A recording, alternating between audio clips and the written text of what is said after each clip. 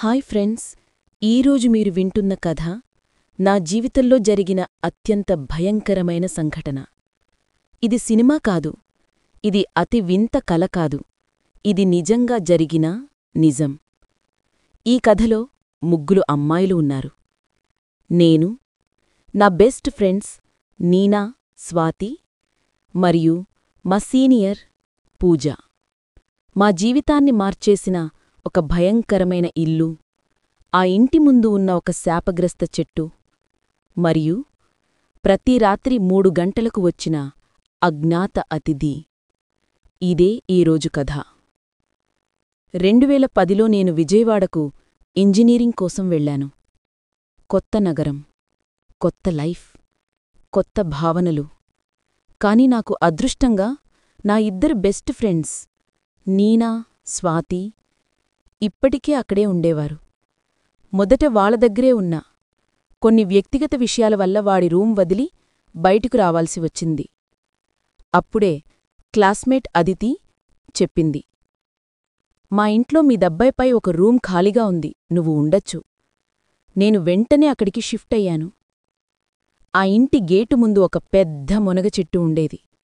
పగటిపూట సాధారణంగా కనిపిస్తుంది, కాని రాత్రికి దీని కొమ్మలు గాలిలో ఊగడం, పక్షుల శబ్దాలు చీకటి లోపలికి లాగుతున్నట్లు అనిపించేది. ఒకరోజు నేను సరదాగా ఆ చెట్టు దగ్గరికి వెళ్ళి కొమ్మను తాకాను. అదే రాత్రే నా జీవితంలో మొదటిసారి స్లీప్ పెరాలిసిస్ వచ్చింది.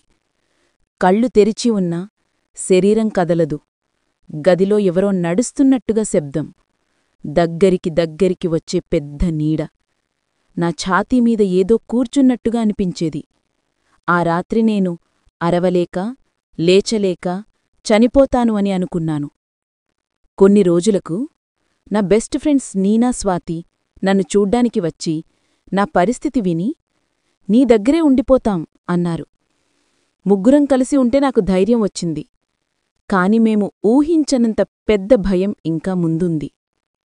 స్వాతి చాలా బ్రేవ్, అతిరేక భూతాల్లాంటివేమీ ఉండవు అంటుంది.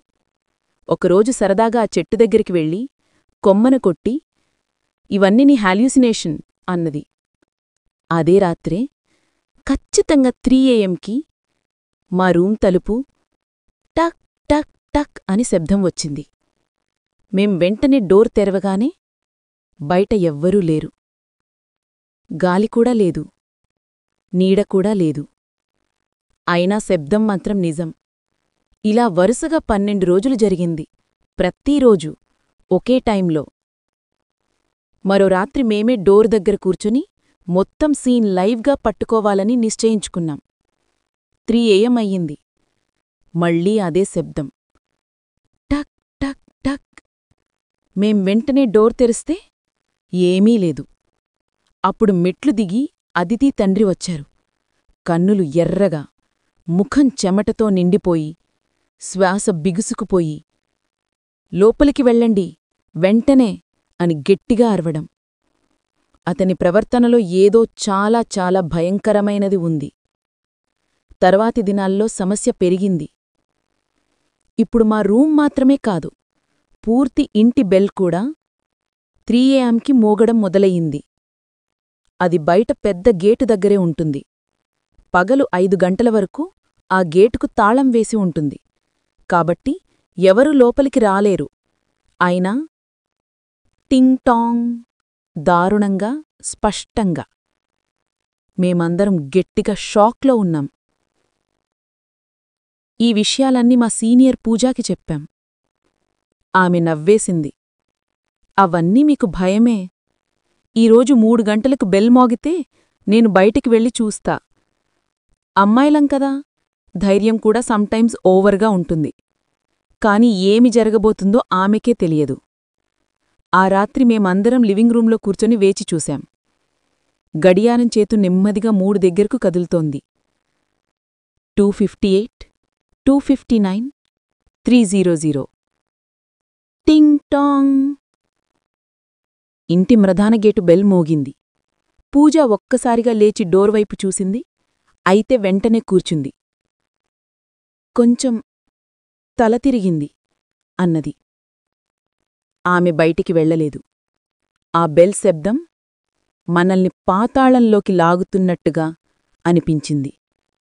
తరువాతి రోజు ఉదయం పూజాకు వణుకు, భయంకరమైన జ్వరం, శ్వాస సమస్య. ఆమె ముఖం నీలం రంగులోకి మారిపోతూ ఉంది. ఆస్పత్రికి తీసుకువెళ్ళాం. డాక్టర్లు చెప్పిన మాటలు: ఆమె శరీరం మొత్తం లోపల ఏదో కలకలమయింది. ఇలాంటి కేసు మేము చూడలేదు. మెడికల్ సైన్స్ ఏమీ చెయ్యలేకపోయింది. ఆ సాయంత్రం పూజా ప్రాణాలు విడిచింది. బెల్ మోగిన రాత్రి తర్వాతే. పూజా మరణం మా ముగ్గుర్ని పూర్తిగా షాక్కు గురిచేసింది. ఇంటి ముందు ఉన్న ఆ చెట్టు, అదే 3 గంటల నాక్, అదే బెల్, మేమంతా ఏదో అప్రకృత శక్తితో ఆడుకుంటున్నామనే రియలైజేషన్ వచ్చింది. ఆ రోజే బాగులు సర్ది ఆ ఇంటిని శాశ్వతంగా వదిలి వెళ్ళిపోయాం. ఫ్రెండ్స్, మేమా ఇల్లు వదిలి వెళ్ళాక మా జీవితాల్లో అలాంటివి ఏమీ మళ్ళీ జరగలేదు. కాని కొంతసేపు నిశ్శబ్దంగా ఉన్నప్పుడు, అధికారికంగా 3 గంటలు దాటినప్పుడు కొన్నిసార్లు నాకూ ఇప్పటికీ అనిపిస్తుంది, అక్కడినుంచి ఎవరో ఇంకా మనల్ని చూస్తున్నారని.